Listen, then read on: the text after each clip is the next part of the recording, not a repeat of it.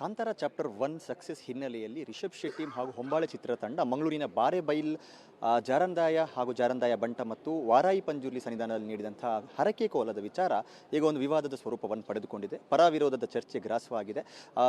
ಪಂಜುರ್ಲಿ ದೈವ ಇಲ್ಲಿ ನರ್ತನ ಮಾಡುವಂಥ ಹೊತ್ತಿನಲ್ಲಿ ಆದಂಥ ಒಂದಿಷ್ಟು ವಿಚಾರಗಳನ್ನು ಇಟ್ಕೊಂಡು ಸದ್ಯ ಚರ್ಚೆ ಭುಗಿಲೆದ್ದಿರುವಂಥದ್ದು. ಈ ಬಗ್ಗೆ ಮಾತನಾಡೋದಕ್ಕೆ ನಮ್ಮೊಂದಿಗೆ ಕ್ಷೇತ್ರದ ಗೌರವ ಅಧ್ಯಕ್ಷರಾಗಿರುವಂಥ ರವಿ ಪ್ರಸನ್ನ ಅವರಿದ್ದಾರೆ. ಅವರ ಮಾತನಾಡಿಸ್ತಾ ಹೋಗ್ತೀನಿ ಸರ್. ಪ್ರಮುಖವಾಗಿ ಆ ದೃಶ್ಯವನ್ನು ನೀವು ಗಮನಿಸಿರ್ಬೋದು. ವಾರಾಯಿ ಪಂಜುರ್ಲಿ ಎಣ್ಣೆ ಬುಲಿದ ವೇಳೆಯಲ್ಲಿ ರಿಷಬ್ ಅವರ ಒಂದು ಮಡಿಲಲ್ಲಿ ಮಲಗುವಂಥ ವಿಚಾರ ಈಗ ಬಹಳ ಚರ್ಚೆ ಕಾರಣವಾಗ್ತಾ ಇದೆ. ಅಲ್ಲಿಂದ ಆರಂಭವಾದ ವಿವಾದ ಬೇರೆ ಬೇರೆ ಮಜಲುಗಳನ್ನು ಈಗ ಪಡೆದುಕೊಂಡಿದ್ದು. ಇದ್ರ ಬಗ್ಗೆ ತಾವು ನಮ್ಮ ಕ್ಷೇತ್ರದಲ್ಲಿ ಅರಸುಧರ್ಮ ಜಾರಂದಾಯ ಮತ್ತು ವಾರಾಹಿ ಪಂಜುರ್ಲಿ ಮನೆತನದ ದೈವ, ಗ್ರಾಮಕ್ಕೆ ಸೇರಿದಂಥ ಜಾರಂದಾಯ, ಮನೆತನಕ್ಕೆ ಸೇರಿದಂಥ ವಾರಾಹಿ ಪಂಜುರ್ಲಿಯ ನೇಮದಲ್ಲಿ ನಡೆದಂಥ ಘಟನೆ ಅಂತ ಎಲ್ಲರೂ ಹೇಳುತ್ತಿದ್ದಾರೆ. ಆದರೆ ನಮಗೆ ಯಾವ ಸಂಶಯವೂ ಇಲ್ಲ ಯಾರ ಮೇಲೂ. ದೈವ ಎಣ್ಣೆ ಬೂಳ್ಯ ತಗೊಳ್ಳುವ ಮನುಷ್ಯನಿಗೆ ಹೇಳಿಕೊಟ್ಟು ಹೀಗೆ ಮಾಡಬೇಕು ಅಂತ ಹೇಳಿಕೊಡುವ ಕಟ್ಟುಪಾಡು ಈ ಕ್ಷೇತ್ರದಲ್ಲಿ ಇಲ್ಲ. ಅವರವರ ಮನೆತನ, ಅವರವರ ಗುರುವಿನ ದೀಕ್ಷೆ, ಅವರವರ ತಂದೆ ತಾಯಿಗಳು ಕಲಿಸಿದಂತಹ ವಿದ್ಯೆ, ಅವರು ಅದನ್ನು ದೈವವನ್ನು ತನ್ನ ದೇಹದಲ್ಲಿ ಜೋಗದಲ್ಲಿ ನಾವು ಹೇಳಿದಾಗ ಬರಿಸಿ ಅವರು ಮಾಡುವಂಥದ್ದು. ಎಣ್ಣೆ ಬೂಳ್ಯ ನಡೆಯುವಾಗ ಇದು ಉಗ್ರದಲ್ಲಿ ಅಂತ ಕೆಲವರು ಹೇಳುತ್ತಾರೆ. ಅದೇ ರೀತಿ ಉಗ್ರದಲ್ಲಿ ಎಣ್ಣೆ ಬೂಳ್ಯ ನಡೀತದೆ. ನಡೆದಾಗ ಅವರು ಇದೇ ರೀತಿ ಕೈಯನ್ನು ಹಿಡಿದುಕೊಂಡು ಮೈಯ ಮೇಲೆ ಆವೇಶ ಬಂದಂತಹ ಪಂಜುರ್ಲಿ ಮೈಯ ಮೇಲೆ ಹಾರುವಂಥದ್ದಾಗಲಿ, ಬಾವಿಗೆ ಕಟ್ಟೆ ಹತ್ರ ಓಡುವುದಾಗಲಿ, ತಟ್ಟೆಯನ್ನು ತಲೆಗೆ ಬಡಿದುಕೊಳ್ಳುವುದಾಗಲಿ, ಕಡ್ಸಲೆಯನ್ನು ಗಡು ತೆಗೆದುಕೊಳ್ಳುವುದಾಗಲಿ, ಅದರಲ್ಲೂ ಕ್ರಮ ಉಂಟು. ಇಷ್ಟು ಗಡು ಅಂತ ಕ್ರಮ ಎಲ್ಲ ಇದೆ. ಸಣ್ಣ ಮಲಕ ಹಾಕುವಾಗ ಮಲಕದಲ್ಲಿಯೂ ಇಷ್ಟು ಮಲಕ ಹಾಕಬೇಕು ಅಂತ ಕ್ರಮ ಇದೆ. ಆ ನಿಷ್ಠೆಯನ್ನು ಅವರು ಮಾಡಿದ್ದಾರೆ. ನೋಡುವ ಜನರಿಗೆ ಅದು ಹೇಗೆ ಕಂಡಿತು ಗೊತ್ತಿಲ್ಲ. ಅಲ್ಲಿ ರಿಷಬ್ ಶೆಟ್ಟಿ ಅಂತ ಹೇಳುವ ವ್ಯಕ್ತಿ ಇದ್ದ ಕಾರಣ ಇವತ್ತು ಎಲ್ಲರಿಗೂ ಒಂದು ವಿಚಿತ್ರವಾಗಿ ಕಾಣ್ತಾ ಉಂಟು. ಆದರೆ ಇದರ ಮೊದಲು 6 ವರ್ಷದಿಂದ ನಾನು ಹತ್ತಿರದಿಂದ ನೋಡ್ತಾ ಇರುವಂಥ ನೇಮ, ಸಣ್ಣದಿಂದ ಸ್ವಲ್ಪ ಇಲ್ಲಿ ಬಂದಿದ್ದೇನೆ, ಆದರೆ 6 ವರ್ಷದಿಂದ ಹತ್ತಿರ ನಡೆಯುವಂಥ ನೇಮದಲ್ಲಿ ಯಾವುದೇ ವ್ಯತ್ಯಾಸವಾಗದೆ ಅಧ್ಯಕ್ಷ, ಕಾರ್ಯದರ್ಶಿ, ಗುತ್ತಿನವರು ಎಲ್ಲರ ಮೇಲೂ ಆ ದೈವ ಅದೇ ರೀತಿ ವರ್ತನೆ ಇರುವಂಥದ್ದು. ನಮ್ಮ ಹತ್ರ ಒಂದು ವೇಳೆ ಏನಾದರೂ ವಿಡಿಯೋ ಇದ್ದರೆ ನಿಮಗೆ ಕೂಡ ನಾವು ಕೊಡ್ತೇವೆ. ಅದೇ ರೀತಿ ವ್ಯತ್ಯಾಸವಿಲ್ಲದೆ ದೈವ ಅದೇ ರೀತಿ ಇತ್ತು ಎಂಬ ಸ್ಪಷ್ಟೀಕರಣವನ್ನು ನಾವು ಕೊಡ್ತೇವೆ. ಅದು ನೋಡುವವರಿಗೆ ತಪ್ಪು ಕಂಡ್ರೆ ನಾವೇನು ಮಾಡಲಿಕ್ಕೆ, ಮೊದಲಿಂದ ನಡೆದುಕೊಂಡು ಬಂದ ರೀತಿ ಹಾಗೆ ಇತ್ತು. ಅದರಲ್ಲಿ ಮಡಿಲು ಅಂತ ಹೇಳಲಿಕ್ಕಾಗೋದಿಲ್ಲ. ಅವರು ಕೈಯನ್ನು ಹಿಡಿದುಕೊಂಡು ಅಲ್ಲಿ ಜಾರಿ ಭೂಮಿಗೆ ಬೀಳುವಂಥದ್ದು ಅದು ನೋಡುವಾಗ ಕಾಲಬುಡದಲ್ಲಿ ಅಂತ ಕಾಣ್ತದೆ. ನರ್ತನ ಸಂದರ್ಭದಲ್ಲಿ ಅವರು ಯಾವ ರೀತಿ ಇರಬೇಕು, ಹೀಗೆ ಮಾಡಬೇಕು ಎಂಬ ರೀತಿ ನೀತಿ ಯಾರು ಯಾರಿಗೂ ಹೇಳಿಕೊಡುವಂತಿಲ್ಲ. ಒಂದೊಂದು ಕ್ಷೇತ್ರದಲ್ಲಿ ಒಂದೊಂದು ರೀತಿಯಲ್ಲಿ ಇರ್ತದೆ. ಒಂದು ಕ್ಷೇತ್ರ ಇನ್ನೊಂದು ಕ್ಷೇತ್ರಕ್ಕೆ ವ್ಯತ್ಯಾಸವಿರ್ತದೆ.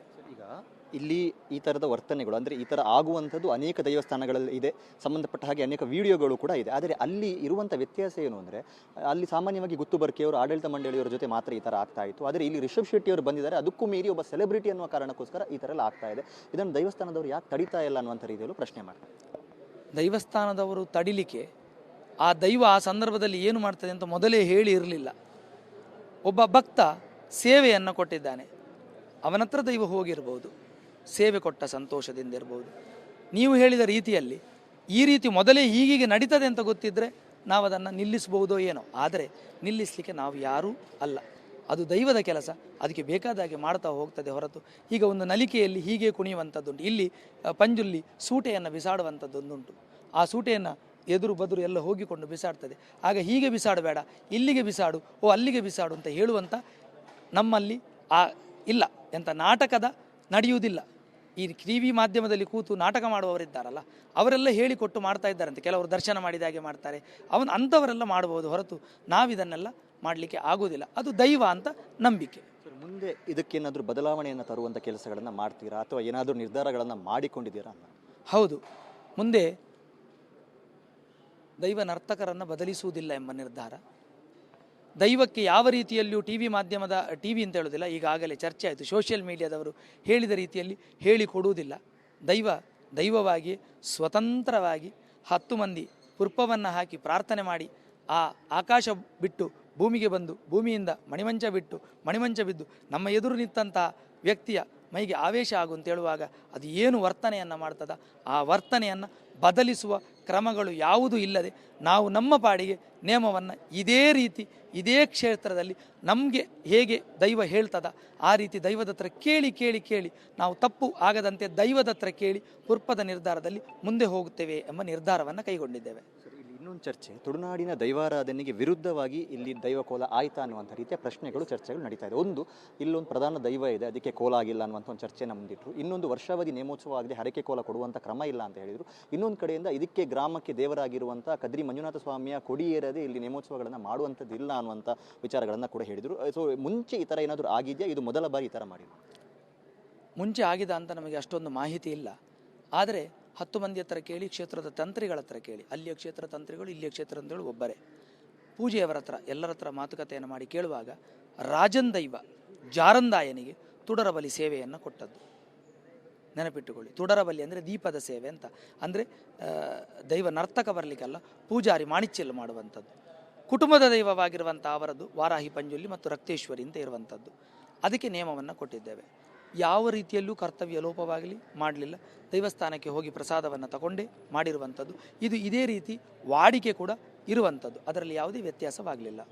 ಸರಿಗ ತುಳುನಾಡಿನ ದೈವಾರಾಧನೆಯನ್ನು ಈಗ ನಾವು ಒಬ್ಬರು ತುಳುನಾಡಿನವರೇ ಆಗಿ ಇದನ್ನು ಮಾತನಾಡೋದಕ್ಕೂ ಕೂಡ ಹೆದರುವಂಥ ಪರಿಸ್ಥಿತಿ ಇತ್ತು. ಈಗ ದೈವನ ನರ್ತಕನ ಅನ್ನುವಂಥವರೆಗೂ ಕೂಡ ಚರ್ಚೆ ಬಂದು ನಿಂತಿದೆ. ಇದಕ್ಕೆ ಕಾರಣವಾಗಿದ್ದು ಸಿನಿಮಾಗಳಲ್ಲಿ ದೈವಾರಾಧನೆ ಬಂದ ಬಳಿಕ ಮತ್ತು ಇಲ್ಲಿ ನಡೆದಂಥ ನೇಮೋತ್ಸವದಲ್ಲೂ ಕೂಡ ರಿಷಬ್ ಶೆಟ್ಟಿಯವರ ಉಪಸ್ಥಿತಿಯಿಂದ ಈ ಥರ ಚರ್ಚೆಗಳು ಬೇರೆ ಬೇರೆ ಸ್ವರೂಪಗಳನ್ನು ಪಡೆದುಕೊಂಡಿದೆ. ಸೊ ಒಬ್ಬ ದೈವಾರಾಧಕರಾಗಿ, ಕ್ಷೇತ್ರದ ಮುಖ್ಯಸ್ಥರಾಗಿ ಏನು ಹೇಳೋದಕ್ಕೆ ಇಷ್ಟ? ಇದು ಒಂದು ತುಂಬ ದೊಡ್ಡ ವಿಚಾರ. ಹಿಂದುತ್ವ ಅಂತ ಹೇಳುವಂಥ ಒಂದು ವಿಚಾರ ಇದೆ. ಅದರಲ್ಲಿ ಎಲ್ಲರನ್ನು ಸೇರಿಸಿಕೊಂಡು ಎಲ್ಲ ದೇವಸ್ಥಾನಗಳನ್ನು ಕಾಪಾಡಿಕೊಂಡು ಇಡೀ ನಮ್ಮ ಕರ್ನಾಟಕವನ್ನು ನಾನು ಸರಿ ಮಾಡ್ತೇನೆ ಹೇಳಿದರೆ ನನ್ನಿಂದ ಆಗುವುದಿಲ್ಲ. ನೀವು ಈಗಾಗಲೇ ನೋಡಿರ್ಬೋದು, ಮೋದಿಯವರು ಒಂದು ಕೆಲಸವನ್ನು ಮಾಡಲಿಕ್ಕೆ ಹೊರಟರೆ ವಿರೋಧ ರಾಶಿ ಇರ್ತದೆ. ಅವರು ಯಾವುದೇ ಪಕ್ಷ ಇರಲಿ, ಅವರು ಹೋಗುವಂಥ ಮಾರ್ಗ ಸರಿ ಇದೆ, ನಾನು ಸಪೋರ್ಟ್ ಮಾಡ್ತೇನೆ ಹೇಳುವಂಥ ಲೋಕ ಈಗ ಇಲ್ಲ. ಎಲ್ಲ ದೈವಾರಾಧಕರನ್ನು, ಎಲ್ಲ ಇವರನ್ನು ಸರಿ ಮಾಡ್ತೇನೆ ಎಂಬ ಅಹಂಕಾರವಾಗಲಿ ಅಥವಾ ಸರಿ ಮಾಡುವ ಆಸೆಯು ನಮ್ಮಲ್ಲಿಲ್ಲ. ಆದರೆ ನಮ್ಮ ಕ್ಷೇತ್ರ, ನನ್ನದೊಂದು 3 ಕ್ಷೇತ್ರಗಳಿದೆ. ಈ 3 ಕ್ಷೇತ್ರಗಳಲ್ಲಿ ಅಪಚಾರ ಆಗದ ರೀತಿಯಲ್ಲಿ, ಉಪದ್ರವಾಗದ ರೀತಿಯಲ್ಲಿ, ಒಳ್ಳೆಯ ರೀತಿಯಲ್ಲಿ ಹೋಗ್ತೇವೆ. ಒಂದು ವೇಳೆ ಎಲ್ಲ ದೈವಸ್ಥಾನಗಳು, ಮಂಗಳೂರಿನ ಮತ್ತು ದಕ್ಷಿಣ ಕನ್ನಡ ಜಿಲ್ಲೆ, ಮುಲ್ಕಿ, ಉಡುಪಿ ಎಲ್ಲರೂ ಸೇರಿ ಏನಾದರೂ ಒಂದು ನಿರ್ಧಾರ ತಗೊಳ್ತಾರಂತಾದರೆ ನಾವು ಕೂಡ ಆ ನಿರ್ಧಾರಕ್ಕೆ ಬದ್ಧರಾಗಿರ್ತೇವೆ.